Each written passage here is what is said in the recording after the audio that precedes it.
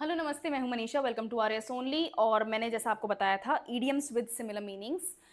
मैंने आज मेरा मूड तो बहुत सारी कैटेगरीज क्रिएट करने का था, बट फिर अननेसेसरीली बहुत सारा एक्यूमुलेट हो जाएगा और बहुत ओवरवेलमिंग हो जाएगा। तो फिर मैंने बहुत ही सिंपली शॉर्ट कैटेगरीज बनाई हैं और हर कैटेगरी में मैंने दो दो ईडियम्स का आपको एग्जाम्पल दिया है।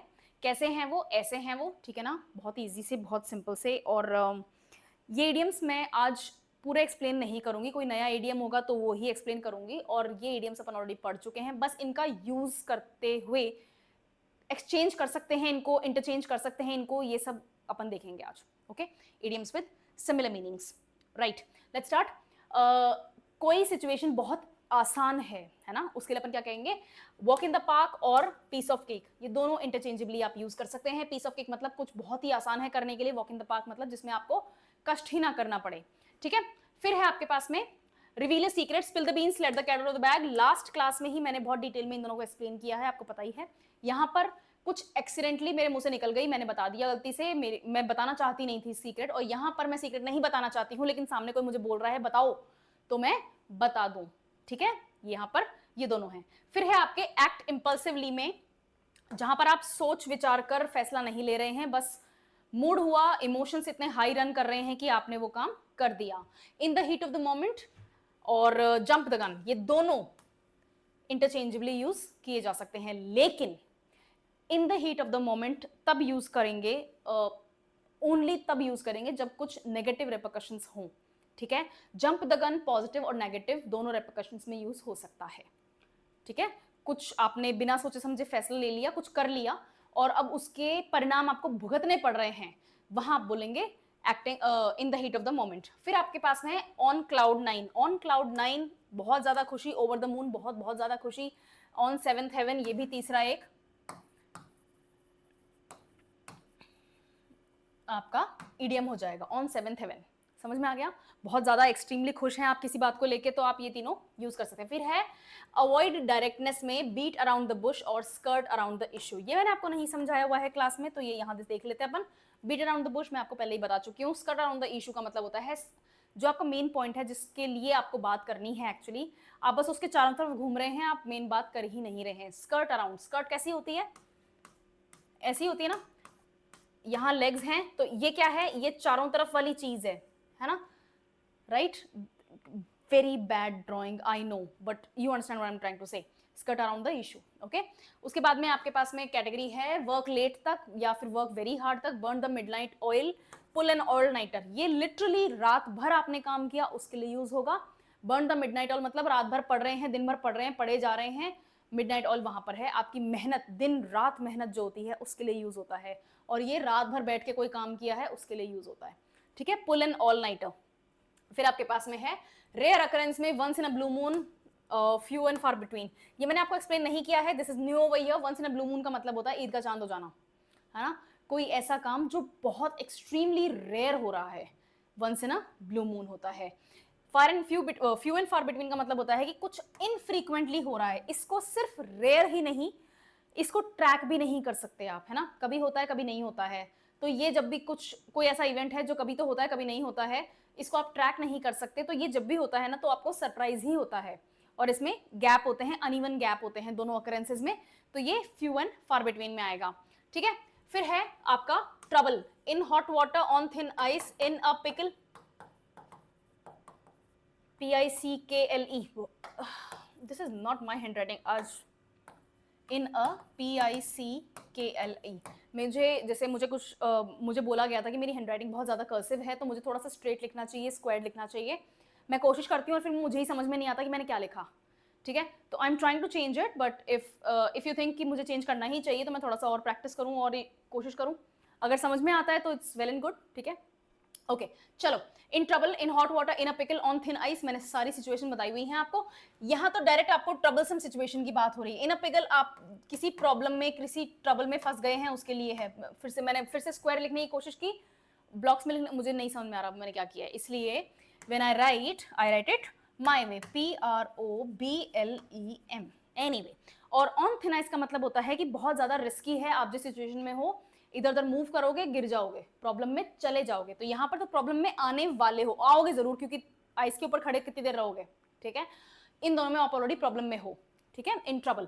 फिर है डू मोर देन एक्सपेक्टेड, आपसे उम्मीद नहीं थी उससे ज्यादा आपने ये करके दिखा दिया। Go the extra mile and above and beyond, far and beyond और अबव एंड बियॉन्ड दोनों चलते हैं, फार एंड बियॉन्ड भी लगेगा आपको, कई जगहों पे दिखेगा आपको, दोनों सही हैं, ठीक है ना। Far and beyond, above and beyond मतलब आपकी जो एक्सपेक्टेशंस थी उनसे भी बढ़ के आपने काम किया, आपसे जो एक्सपेक्टेशंस थी उनसे बढ़ के आपने कुछ करके दिखाया। अगेन गो दी एक्स्ट्रा माइल है ना, 1 मील एक्स्ट्रा चलना, तो वो आपने एक्सपेक्टेशन से बढ़ के काम किया है, आपने ज्यादा मेहनत करके काम किया है। फिर आपके पास में है आपका, एक second, just give me a minute,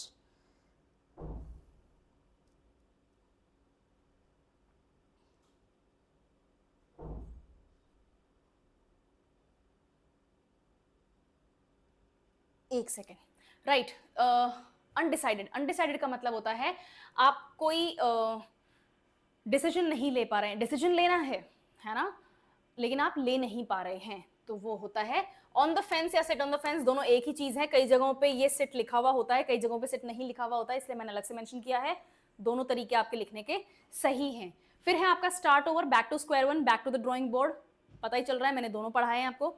back to square one का मतलब होता है कि आपको शुरू से शुरू करना पड़ा है। मैंने आपको एग्जाम्पल दिया था कि जब मैं इंग्लिश की बुकलेट को एडिट कर रही थी, 300 और पेजेस थे और मैंने उनको सेव नहीं किया, अराउंड में 171 समथिंग 100 समथिंग के आसपास पेज नंबर पे थी, और अचानक से मेरी डॉटर आई और उसने अचानक से लैपटॉप के ऊपर यूं हाथ रखा and things just went away, ठीक है। तो मुझे शुरू से पेज नंबर 1 से वापस स्टार्ट करना पड़ा काम, ठीक है ना। तो always save your work, otherwise you will go back to square one. आपके घर पे भी कोई ऐसा शैतान बच्चा होगा, you gonna feel the heat. Anyway, फिर है caught doing wrong, मतलब caught red-handed and caught with your hand in the cookie jar or caught with your pants down,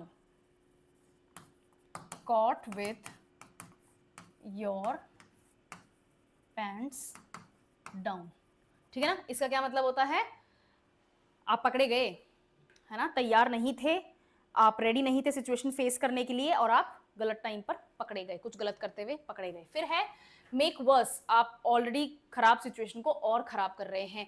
fan the flames, add fuel to the fire, और बताती हूं, from the frying pan to the fire, और बताती हूं, add insult to injury, add insult to injury, ठीक है। ये 4 examples हो गए इसके, है ना। कोई ऑलरेडी खराब सिचुएशन है उसको और ज्यादा बिगाड़ना।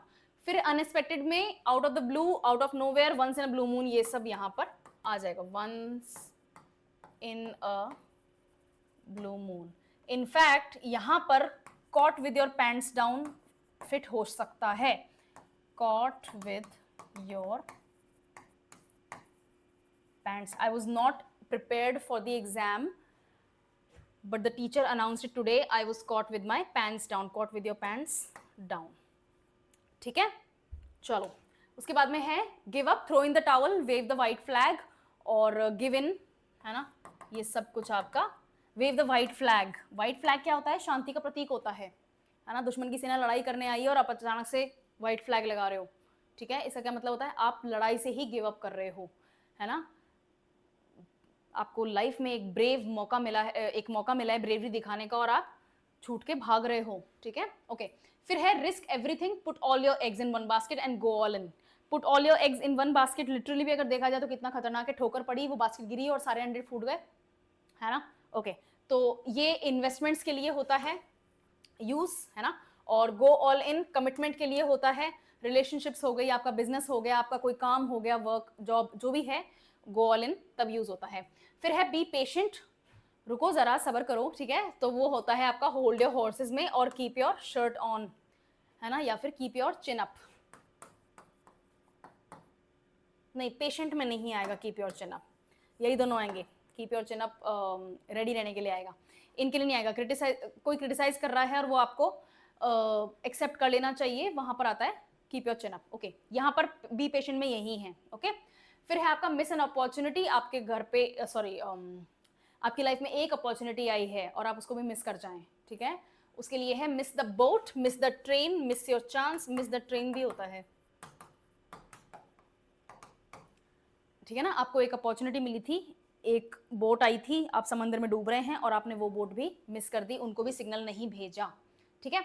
उसके बाद में आपके पास में है stay positive, keep your chin up, हाँ यहाँ आ गया ना कीप योर चिन अप, और फिर बाद में है look on the bright side, मतलब आप कोई बहुत बड़ी मुसीबत फेस कर रहे हैं, कोई प्रॉब्लम से गुजर रहे हैं, लेकिन आपको फिर अब कोई चेयर अप कैसे करेगा, ठीक है। तो वो क्या बोलेंगे, it's okay, we understand the problem you are going through, but look at the bright side, you might, जैसे जॉब चली गई है and you are very sad कि अब बिल कौन पे करेगा, बिजली का बिल है, मतलब हजारों जगह पैसे लगते हैं, ठीक है, and you have lost your job, so you are very sad, now your friend says see we understand the problem you're suffering from, but look at the bright side, you can pursue your dream job now, ठीक है। पहले job में time नहीं मिलता था तो तुम अपने ड्रीम जॉब को परस्यू भी नहीं कर पा रहे थे, पर आप कर सकते हो, right. So look at the bright side. उसी तरह से कीप योर चिन अप, जो भी ऑप्टिमिज्म आपको दिखाना है ना, वो अब दिखाने का मौका है, क्योंकि दुख तो है, ओके, ऑप्टिमिज्म से ही लड़ सकते हो। फिर है आपका इन the same boat, in the same boat का मतलब होता है, या फिर इन द सेम शूज, इसका मतलब होता है कि अपन दोनों एक ही सिचुएशन में हैं, है ना। So I know exactly what you are feeling, we are in the same boat,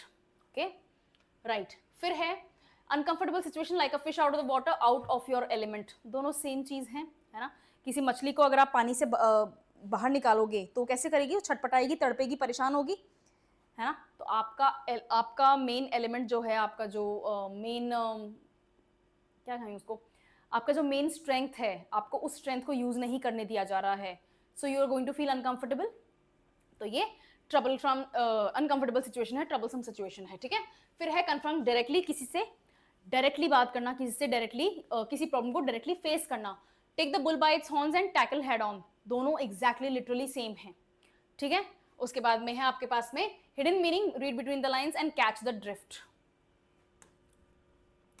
जब मैंने आपको ये बताया था तो मैंने आपको बताया भी था कि रेडियो के ऊपर में एक बार मेरा फ़ोन लग गया था, फ़ोन नहीं लगता है पहले तो, I was very young, I think 10th या 11th क्लास की बात है, तो 20-22 साल पुरानी बात है, कब की बात है।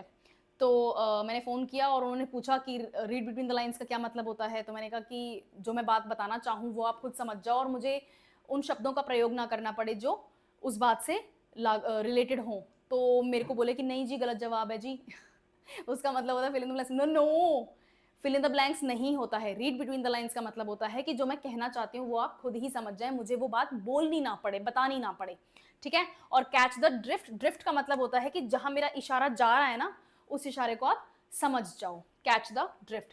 फिर है इग्नोर समवन, इग्नोर समवन का मतलब होता है कि आप किसी को इग्नोर कर रहे हैं ठीक है। Give the cold shoulder and turn a blind eye, या फिर फॉल ऑन डेफ ईयर्स, ये तीनों आपके इग्नोर करने के लिए यूज होंगे, ओके। क्यों फोन आ रहा है बार बार, राइट।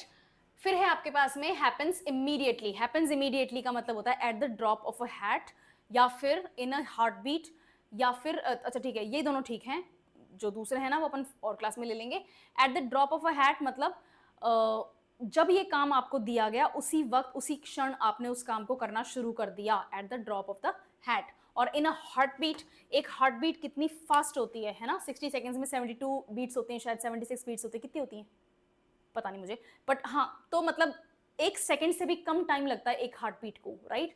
तो इतनी ही देर लगाई आपने, इतनी देर भी नहीं लगाई आपने, बस वो काम शुरू कर दिया। जैसे ही आपके पास में ईमेल आया काम का, आपने फटाफट उस ईमेल को खोला, एग्जैक्टली उसी सेकंड आपने उस काम को करना शुरू कर दिया, you started working on that project in a heartbeat, okay fine. उसके बाद में है ऑब्वियस होना लेकिन इग्नोर कर देना, the elephant in the room and the 800 pound gorilla, मतलब सोच के देखो, मतलब कितने विशाल जीव होते हैं ये। Have you ever seen a gorilla from up close, like elephant तो अपन को देखने को मिल जाते हैं, है ना, किसी भी वेडिंग वगैरह में आपको देखने को मिल जाएंगे, but you must have not seen gorillas, उसके लिए आपको बायोलॉजिकल पार्क या फिर जूस जाना पड़ेगा। So have seen a gorilla up close, हम कहीं विजिट कर रहे थे एंड वहाँ पर ओपन फॉरेस्ट, सॉरी वहाँ पर ओपन फॉरेस्ट सिस्टम है, तो वहाँ पर मैंने गोरिल्ला देखा। इट्स विशाल शब्द भी कम पड़ जाता है, इतना ग्रैंड, इतना मेजेस्टिक एनिमल होता है। खैर लिटरल बात अलग, बट अगर कोई ऐसी प्रॉब्लम है, ठीक है ना, आप जंगल में जा रहे हैं, इस लिटरली समझते हैं इसको, आप जंगल में जा रहे हैं और आपके पैर में कांटा चुभ गया और आप बोल रहे हैं आउच मेरे को दर्द हो गया आउच, और आपके सामने गोरिल्ला आके खड़ा हो जाए, आप चिंता कांटे की कर रहे हैं, वो क्या छोड़ेगा आपके अंदर गोरिल्ला, है ना। So you are avoiding a big big problem just to ignore it, कि आपको उससे डील ना करना पड़े, है ना। आप किसी और छोटी सी बात के ऊपर परेशान हो रहे हैं और ये बड़ी प्रॉब्लम आपके सामने आके खड़ी हुई है, इससे डील करना ज़रूरी है। यहाँ पर एलिफेंट, एक कमरे के अंदर एलिफेंट तो सब कुछ ही ऑक्यूपाई कर लेगा, लेकिन आप चिंता कर रहे हैं कि वो लाइट्स का स्विच जो है ना वो ठीक से काम नहीं कर रहा। अरे तो there is an elephant in the room, ठीक है। तो ये लिटरली नहीं यूज किए जाते हैं, ये फिगरेटिवली यूज किए जाते हैं बहुत बड़ी प्रॉब्लम्स को डिनोट करने के लिए जिनको आप इग्नोर कर रहे हैं। फिर है कुछ काम इफेक्टिवली और एफिशिएंटली ना करना ताकि आप समय बचा सकें। उसके लिए आप यूज करेंगे टू कट कॉर्नर्स और टेक शॉर्टकट्स, है ना। I am not explaining this, ये तो समझ में आया हुआ है, गुड। उसके बाद में है आपके पास में कोई बहुत ही छोटा या इनसिग्निफिकेंट सा स्टेप, उसके बारे में अगर आप बात कर रहे हैं, a drop in the bucket, a drop in the ocean. मतलब बकेट तो फिर भी एक ड्रॉप के लिए कुछ तो होगा, लेकिन ओशन में एक ड्रॉप से बूंद बूंद से सागर बनता है। हाँ मुझे पता है, लेकिन वो बूंदें फिर millions and billions of years तक चलानी पड़ेंगी प्रशांत महासागर बनाने के लिए भी, ठीक है, ओके। उसके बाद में आपके पास में है show emotions openly, to wear your heart on your sleeve and being an open book, ठीक है। ओपन बुक, कोई किताब अगर खुली होगी तो आप उसको पढ़ सकते हैं बहुत आसानी से, है ना। तो अगर कोई ऐसा इंसान है जिसके मन में कोई द्वेष नहीं है, कुछ छुपाते नहीं हैं, और वो जो उनके मन में आता है वो आपके सामने रख देते हैं, तो उन लोगों को समझना आसान होता है, उनसे डील करना आसान होता है, राइट।